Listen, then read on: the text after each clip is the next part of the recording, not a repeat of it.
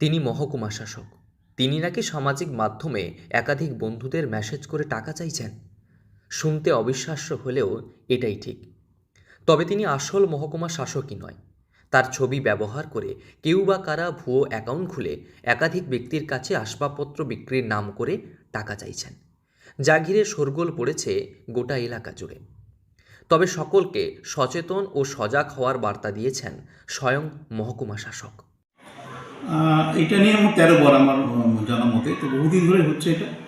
বিভিন্ন সময়ে এটা যারা ফেক আইডি বানায়, যারা এটা করে, আবার সেগুলো আমি ব্যক্তিগতভাবে এফআইআর করেছিলাম অনেকগুলো ক্ষেত্রে সাইবার পিএসে মেল করে এবং চিঠি পাঠিয়ে। তো এটা আমরা করে থাকি, যতবারই হয় ততবারই করি, সেগুলো বন্ধ করা হয়, আবার নতুন করে যারা তৈরি করে।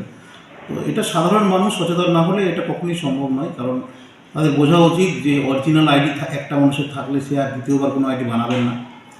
এরকম যদি কোনো আপনার কাছে ফ্রেন্ড রিকোয়েস্ট আসে, একবার দেখবেন তার কটা আইডি আছে। আর যে আইডি থেকে এরকম ফেক আইডিগুলি থেকে আসে, সেগুলিতে খুব বেশি ছবি বা ফটো থাকে না। অর্থাৎ যারা পূরণ করে তারা 2-3টি বা 4টি ছবি ফেসবুক থেকে নিয়ে ঠিক সেভাবে বানানোর চেষ্টা করেন। তো এটা একটু দেখতে হবে যে কী কী পোস্ট আছে, কতগুলো পোস্ট আছে, সেইটা দেখে অ্যাকসেপ্ট করবেন, এবং অ্যাকসেপ্ট করার পরে কোনো আধিকারিকের এত সময় নেই আপনার সঙ্গে পার্সোনালি গল্প করবে। পশ্চিম মেদিনীপুরের ঘাটাল মহকুমার মহকুমা শাসক সুমন বিশ্বাস এক দুবার নয়, একাধিকবার তার নামে ভুয়ো অ্যাকাউন্ট খুলে বহু মানুষের কাছে টাকা চাওয়া হচ্ছে জানিয়ে তিতিবিরক্ত তিনি। তবে সকলের কাছে সচেতন ও সজাগ হওয়ার আহ্বান জানিয়েছেন মহকুমা শাসক।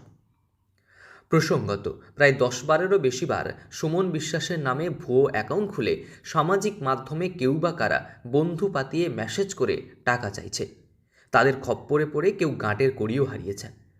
তবে তিনি সকলকে সচেতন থাকার আহ্বান জানিয়েছেন। ট্রান্সফার হয়েছে জীবনে, তো আমরা প্রত্যেকবারই জিনিসপত্র সঙ্গে নিয়ে আসি, কোনোদিন বেচি না, বা কেউ কোনো আধিকারিকেরা করেন না। আধিকারিকরা যে এত দামি দামি ল্যাপটপ ডেস্কটপ, এগুলো তো খুব ছোটো জিনিস, এগুলো তো মানুষ নিয়ে যেতে পারে। এবং ক্যামেরা, আমি দেখেছি যে লিঙ্কগুলো আসছে, ওখানে ছবিগুলো আমাকে অনেকে পাঠিয়েছেন, সেখানে ল্যাপটপও আছে। এটাকে আপনি ভাবতে পারছেন একটা মানুষ ল্যাপটপটা বেছে দিয়ে যাবে যাওয়ার সময়? এটা কি সম্ভব? এরকম আমি এফআইআর করবো। আবার আমি আগেরগুলো সবই এফআইআর করেছি, যতবার আমি জানতে পেরেছি। সবাইকেই উচিত স্টেপ নেওয়া, যাদের, কারণ নাহলে পার্সোনাল তার একটা বদনাম হয়ে যাবে। বর্তমান সময়ে প্রতারকেরা কোনো প্রতিষ্ঠিত ব্যক্তির নামে সামাজিক মাধ্যমে ভুয়ো অ্যাকাউন্ট বানিয়ে অন্যান্য বন্ধুদের কাছে ফ্রেন্ড রিকোয়েস্ট পাঠিয়ে টাকা চাইছে। কখনো শারীরিক অসুস্থতার নাটক, আবার কখনো পুরনো কোনো আসবাবপত্র বিক্রির কথা বলে টাকা দাবি করছে। মহকুমা শাসক জানিয়েছেন, তিনি এই ধরনের কোনো কাজই করেননি। তবে কোনো আধিকারিক সাধারণত মোবাইল, ক্যামেরা, ল্যাপটপ কিংবা আসবাবপত্র বিভিন্ন জায়গায় ট্রান্সফার হওয়ার পর বিক্রি করে দিয়ে যান না। তাই এই ধরনের কোনো মেসেজ গেলে সচেতন হতে হবে সবাইকে।